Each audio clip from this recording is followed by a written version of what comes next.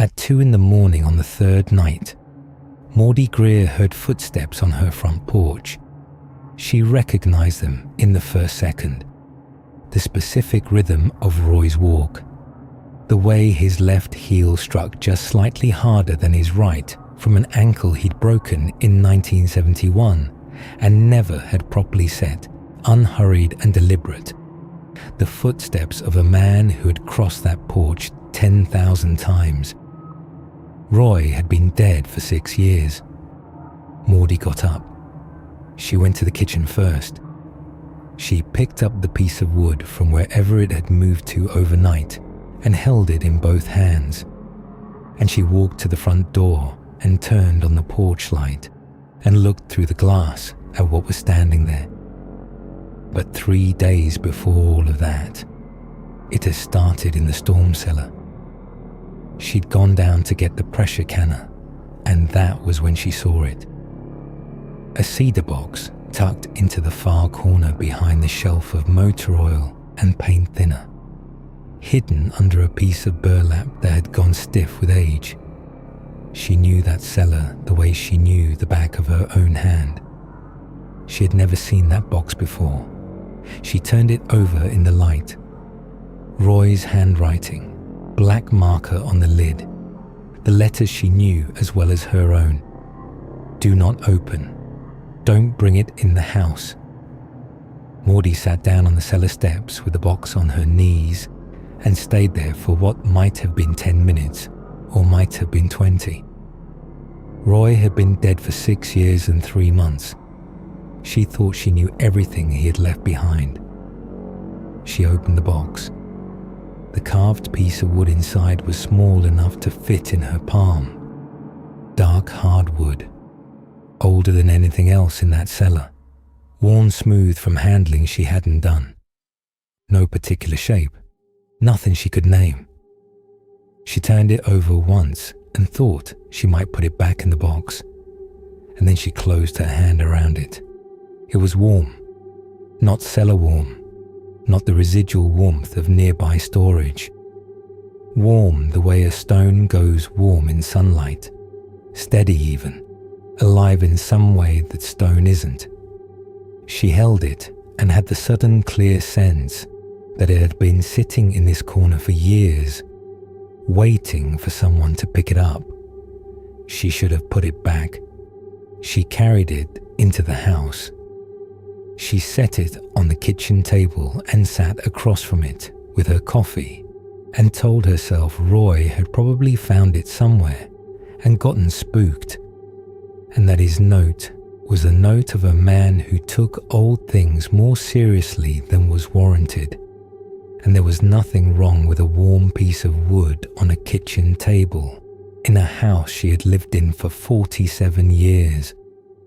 She was a practical woman who had buried her parents and one of her children and her husband and had kept right on going. She did not have patience for fear without a name. By evening, she had moved it to the counter near the sink, turned so she wasn't facing it while she cooked.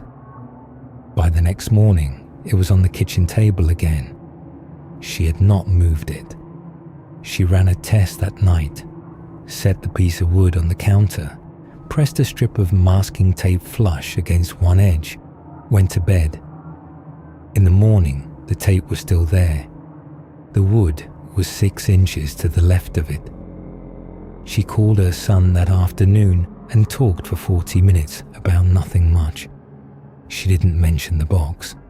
She didn't mention the warmth or the moving. She didn't mention that for the first time in 47 years in this house, she felt watched. It was a particular feeling, not threatening, not hostile, just patient. It sat at the edge of every room and tracked her and waited for something she couldn't name. On the second night, she found the piece of wood on her nightstand.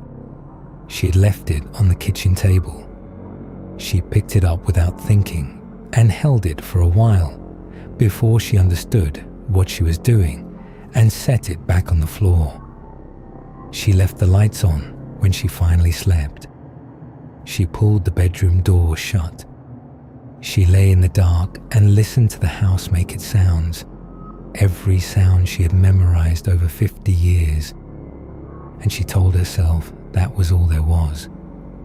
On the third night, she heard the footsteps. She went to the door. She held the wood in both hands because holding it was the only thing that felt right. And she turned on the porch light and she looked through the glass. There was a shape on the porch where the light ended. It was man-shaped and too tall and perfectly still in the way of something that has held that stillness for a very long time. Its face was Roy's face. She could see that much through the glass, but older than Roy had ever been. Older in the wrong direction. Skin pulled tight over angles she recognized and angles she didn't.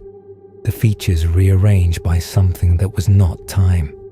Its hands hung at its sides. Its fingers were too long and bent where fingers don't bend. The smell came through the closed door. Old Spice, the white bottle.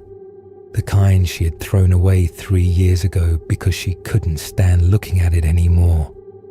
It looked at her through the glass with Roy's eyes in the wrong face. It did not move toward the door. It did not knock. Maudie Greer had been 74 years old for 3 weeks. She had buried her parents and one of her children, and the man she had loved for 43 years. She had lived alone on 80 acres for 6 years and had never once been afraid of the dark or the space between herself and the nearest neighbor. Her hands tightened on the piece of wood. It went cold, not gradually. All at once, the warmth it had held for 3 days gone between one heartbeat and the next, cold as a stone pulled from a creek bed in January. The shape on the porch did not move. The smell of aftershave hung between them like a held breath. Maudie did not open the door.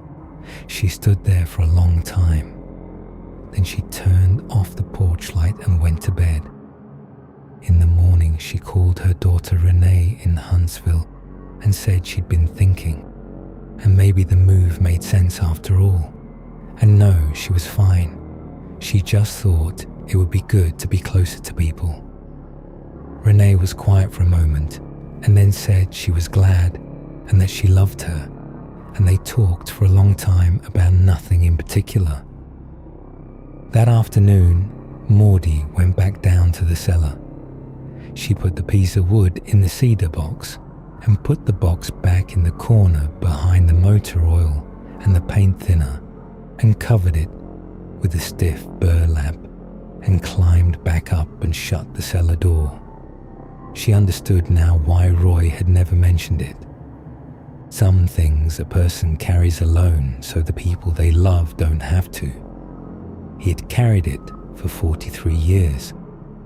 She had lasted 3 days before she made the mistake he had managed to avoid his whole life.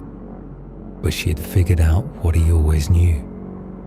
The wood was cold when she put it down. She didn't let herself think too hard about what that meant. She had a house to pack.